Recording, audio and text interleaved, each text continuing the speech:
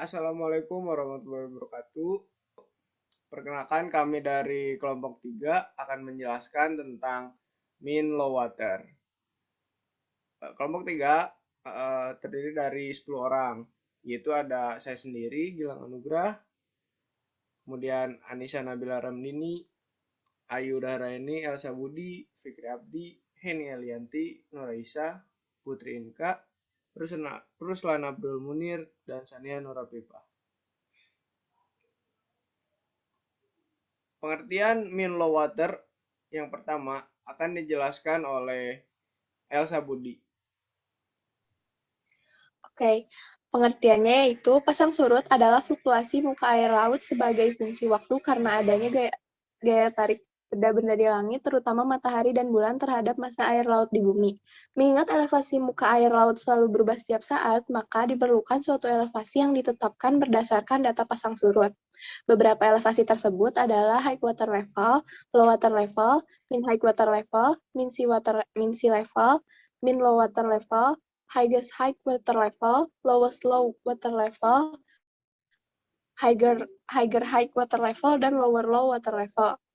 Untuk muka air rendah rata atau mean low water level sendiri merupakan rata dari muka air rendah selama periode 19 tahun. Selanjutnya, ada ilustrasi yang akan dijelaskan oleh Ayu. Baik, terima kasih. Ini merupakan ilustrasi kedudukan dari mean low water. Ilustrasi ini bersumber dari Stasiun Pengukuran Pasang Surut NOAA di Boston. Bisa dilihat kedudukan mean low water di sini berada pada negatif 5.17.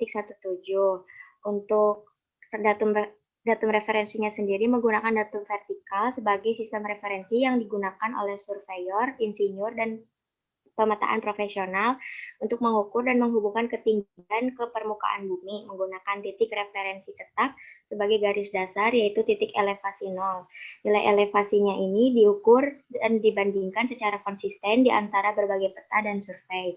Untuk selanjutnya oleh Sania. Oke, selanjutnya the North American Vertical Datum of 1988 or NAVD 88 adalah datum vertikal resmi Amerika Serikat setelah menggantikan National Geodetic Vertical Datum of 1929 or NGVD 29. NAVD 88 dan NGVD 29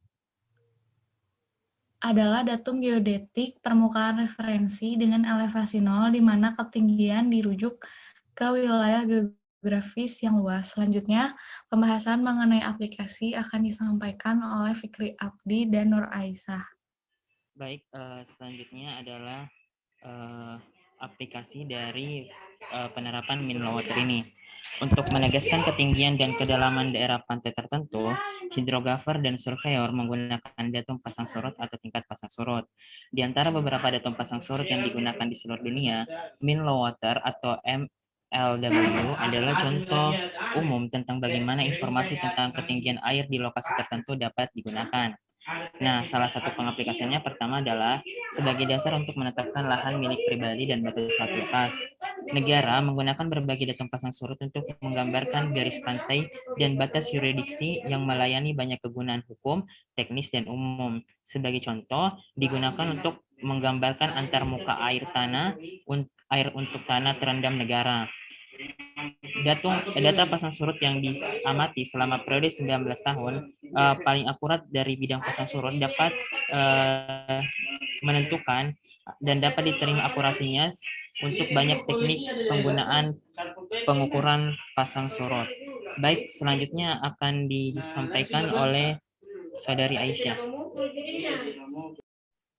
Selain itu, pengaplikasian mean low water yang pertama menentukan izin untuk pendaratan pengukuran ketinggian, yang kedua menentukan lebar pantai, mengoperasikan model gelombang dan selancar yang mempertimbangkan efek pasang surut pada parameter penting, memanfaatkan pengetahuan total untuk transfer pasokan yang efisien dari kapal lepas pantai di atas pantai, dan yang terakhir kajian terkait pencegahan banjirop. Selanjutnya waktu pelaksanaan pengukuran yang akan dibacakan oleh Ruslan dan Anissa Nabila. Ya, baik, terima kasih. Untuk selanjutnya adalah untuk waktu pengukuran. Adapun waktu penentuan rata-rata ketinggian air rendah atau mean low water ini didasarkan langsung pada rata-rata pengamatan selama 19 tahun.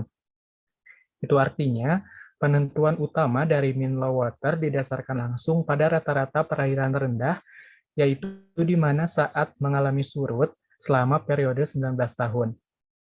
Nah, selama periode tersebut, ketinggian air rendah yang diamati mengalami sebuah siklus yang disebut dengan metonic cycle atau siklus metonik. Nah, siklus metonik sendiri di dalam dunia astronomi bertujuan untuk memperoleh periode di mana bulan baru dan purnama akan muncul pada hari yang sama dalam 1 tahun. Selanjutnya akan dilanjutkan oleh Nisa Nabila. Oke, baik. Setelah melalui siklus tersebut, barulah akan didapatkan nilai rata-rata National Tidal Datum Effect atau NTDA. NTDA merupakan the specific 19-year period yang diadopsi oleh National Ocean Service sebagai suatu unit waktu resmi, di mana pengamatan pasang diambil dan dikurangi untuk mendapatkan nilai rata-rata untuk datum pasang surut. Nah, untuk stasiun pengamatan dengan seri yang lebih pendek, perbandingan pengamatan dilakukan dengan a primary control tide station, yaitu untuk memperoleh nilai yang setara dengan 19 tahun. Akan tetapi, penentuan utama datum pasang surut yang menggunakan data selama 19 tahun tidak selalu cocok diterapkan di setiap lokasi di sepanjang seluruh pantai ketika datum pasang surut diperlukan. Nah, untuk selanjutnya, metode pengamatan akan dijelaskan oleh Inka.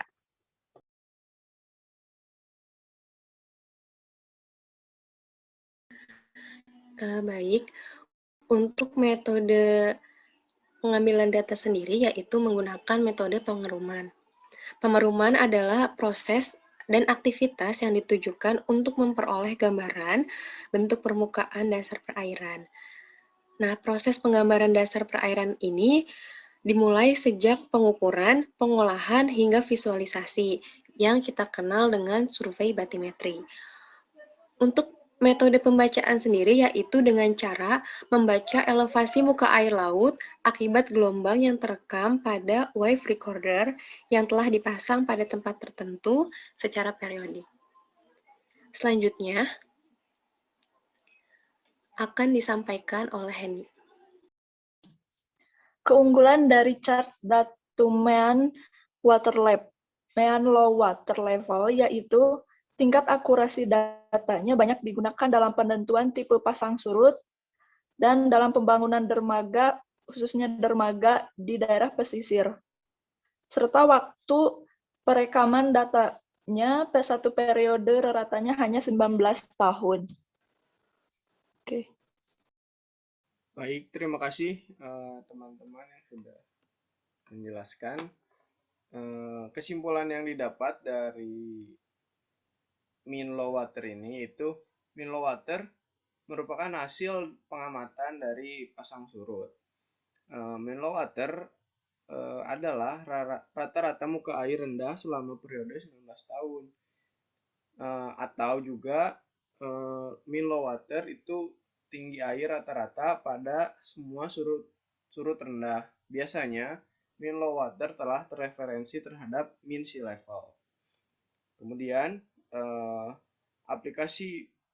kemudian ilustrasi yang tadi dijelaskan oleh Ayu dan Sania itu merupakan penempatan atau kedudukan MLW yang didasarkan pada datum referensi vertikal.